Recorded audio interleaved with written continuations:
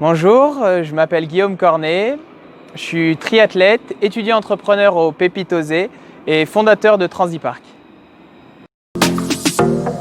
L'idée m'est venue il y a déjà quelques temps. Je travaillais à 15 km de chez une amie et tous les jours je me rendais chez elle pour travailler.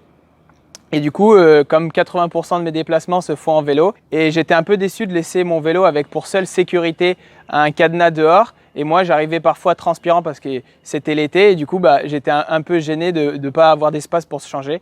Et du coup, m'est venue l'idée de créer un espace où on pouvait se changer et laisser son vélo en sécurité.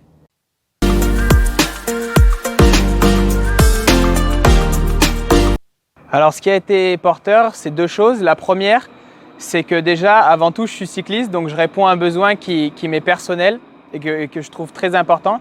Et la deuxième chose, c'est que je suis accompagné donc, en tant qu'étudiant entrepreneur par le Pépitosé et qui m'aide énormément avec sa superbe équipe. Et du coup, c'est très porteur pour m'aider dans le développement. Alors le défi de taille qui a relevé hier, aujourd'hui et sûrement demain, c'est la crise du Covid-19 qui a touché tout le monde. Et pour ce qui est de ma stratégie, j'ai dû changer, c'est-à-dire que je rencontrais beaucoup de personnes en physique, je faisais des questionnaires. Et là, tout est devenu virtuel, les appels, les visios. Donc ça a été un défi de taille, mais avec la technologie d'aujourd'hui, quelque chose de tout à fait possible. Alors mes formations m'ont aidé dans plusieurs sens.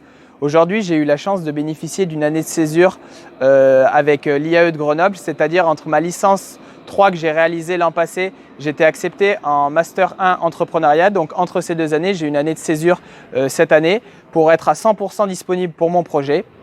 Et plus généralement, toutes mes formations, que ce soit l'IUT GEA ou Grenoble IAE, m'ont permis d'avoir des bases en entrepreneuriat, mais aussi une base solide en gestion.